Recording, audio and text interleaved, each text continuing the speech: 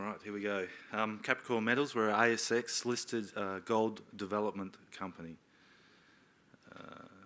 We have a market cap of 50 million Australian dollars. Directors and officers own about 20% of the company. We have about 7 million in cash at the moment. And we have a really strong balance of geology, engineering, operations experience, also banking and finance on the board. Our project's located in a low-risk jurisdiction of Western Australia. It's a pretty straightforward development story. We really see it as a low execution risk project in obviously a Tier 1 jurisdiction. The project contains about 1.5 million ounces of resources at the moment. We've grown that resource base by 130% since we acquired the project 2 years ago, and there's a current open pit ore reserve of just under 900,000 ounces that sits in a single large open pit. Mineralisation comes to surface. We completed the feasibility study late last year in November. Whilst we run through the permitting of that project, we've been working on a number of optimisation studies and working through our key contracts and, as I said, the permitting. And all of that should align around the middle of this year, and then we'll move to financing, and all things going to plan. Following a 12-month construction phase, we should be pouring our first gold bars by sort of late 2019, sometime around sort of October. The project's located 60 kilometres southeast of Newman. Newman's BHP Billiton's iron ore mining hub in the Pilbara region. We've got 1,400 square kilometres of 100% owned tenure. Wonderful road access into the project area from Newman down the Great Northern Highway, which is the main highway between Perth and the northwest. And to the west of the project area, we have the main gas transmission pipeline, which pipes gas from the northwest shelf gas fields down through the iron ore country into the gold country around Kalgoorlie, and we'll be tapping into that pipeline. Geologically, we sit in a older Archean dome surrounded by a number of sedimentary basins. Because of these, this sort of small inlier sitting out there in the iron ore country, there was very little previous gold exploration up until 2005 when the project was discovered by WMC. They were actually looking for nickel, discovered gold, drilled a few holes, sold the project on to another group, Independence Group, who defined 600,000 ounces, and we acquired it a couple of years ago from Independence Group. There's a snapshot of the mining lease area. There's two known systems within the mining lease area. The Bibra deposit, which is where the open pit will be, and you can see in the image on the bottom of that slide, the terrain we're dealing with, just very flat, benign topography, thin veneer of desert sand overlying the prospective geology. Second system down at Frankopan sits under the sediments on the southern edge of the dome. So it is challenged by depth. It's basically an underground position. There's about 20 holes in that system over about 2 kilometre strike length. Very wide zones, but with narrow higher grade zones. So we're looking at that prospect as potentially an underground position feeding into the base load of the open pit from Bibra. Quick slide to show the resource position at Bibra and the growth in resources over the last few years, and the reserves, predominantly measured and indicated resources and proved and probable reserves of 900,000 ounces sitting inside an optimised pit shell, 1750 Australian dollar pit shell for the resources, and we run our reserves at 1,600 Australian dollars per ounce. And those two pits there have a life of mine strip ratio of 4.8 to 1, so that's key to the project, is low strip ratio. It is a large system. We're still drilling extensions. We've got work going at the moment at Tremor, which sits outside our resource base, but looks like it might be extension to the main hanging wall lodes of Bibra. We're pretty excited about drilling that. We're working with a number of zones in this deposit. They're quite flat dipping, and it's that flat dip that gives us the overall low strip ratio that makes the whole project work from an economic point of view. It's very simple, benign metallurgy due to the sort of simple mineralogy of the system. Silica, pyrite and gold mineralisation essentially. hosted by metasedimentary and metavolcanic rocks.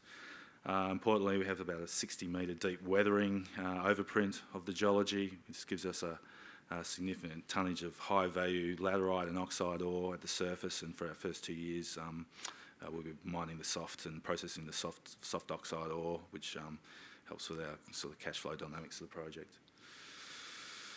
That's just a quick section. It's pretty busy. Just shows you the continuity of the main lode. Also shows you how much drilling we put into this deposit to de-risk it from a sort of financing point of view. We've drilled it out 25 by 25 metre spacing in the open pit. Very consistent and homogeneous mineralisation and very predictable. So all the things you want to see in an ore body. This is the trauma target I just mentioned, section about 600 metres south of the pit, so we've got about a kilometre to work with there. We've got a rig drilling that at the moment. Mineralised zone about 20 metres thick, again sort of coming to surface. We'd expect once we drill that out for a pit to pull down on that, but that's I guess a growth target beyond our starting mine life. This is a big system. We stepped out 1 kilometre from the deepest previous drill hole a few months ago and drilled a deep diamond hole just to see what's happening at depth. And sure enough, 1 kilometre down dip, we hit mineralised zone, kind of where we expected to. 33 metre wide zone of sort of 1.5 grams per tonne, but importantly, narrower sort of 5 to 6 metre wide zones of 4 or 5 grams. So, conceptually, in 10 years' time, at the end of the open pit, there's potentially an underground position there. We do see a higher grade core to the Bibra mineralisation in the open pit. When we run our resources, if we use a high cut, there is a coherent core to the ore body at around 3 or 4 grams. So conceptually, in 10 years' time, there's an underground mine pushing down under the open pit. Regional exploration's ongoing. This is a new belt covered by sand, so previously unrecognised by the old timers or the sort of more modern day explorers. So we're doing all the regional work to prove up other targets. It is clearly endowed. There's two systems, two multi-million ounce systems within this belt. We'll hopefully try and find a few more. So in terms of the fee study completed late last year, it was based on an initial 6.5-year mine life producing 100,000 ounces at all-in sustaining costs of $1,000 Australian per ounce. We've since been optimising that, including a pretty significant drilling program earlier this year, which gave us an updated ore reserve, which was 25% growth on the feasibility study reserve, and gives us an 8-year mine life at that same sort of 100,000 ounces per annum run rate and roughly the same costs. Been working hard on our the EPC contractor process. Completed the tender process about 6 weeks ago and announced our preferred contractor to build the project. Upfront capital cost is about 130 million Australian dollars. The bulk of that is now covered by a fixed price contract for the processing plant and processing plant infrastructure. And then we just have another of other sort of infrastructure works to do. Don't see those costs shifting too much from the feasibility study estimates that we came up with late last year. Importantly, GR Engineering, they're our preferred contractor. They build these mills, 1 or 2 of these mills a year, I think, in Australia. They're just coming off 2 builds at the moment, 2 other companies commissioning. So they'll roll off those builds and subject to financing, hopefully straight onto our project.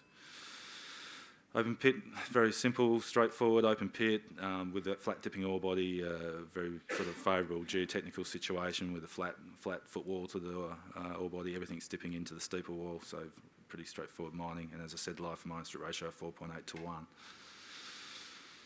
We're optimising with the additional mine life. We're looking at material movements for that pit, and we've got a sort of bit of front-ended waste movements for the feasibility study pit to achieve the kinds of vertical rates of advance we're looking at for the banks. We think with additional mine life we can push that gap back, again enhancing the cash flow dynamics of the project.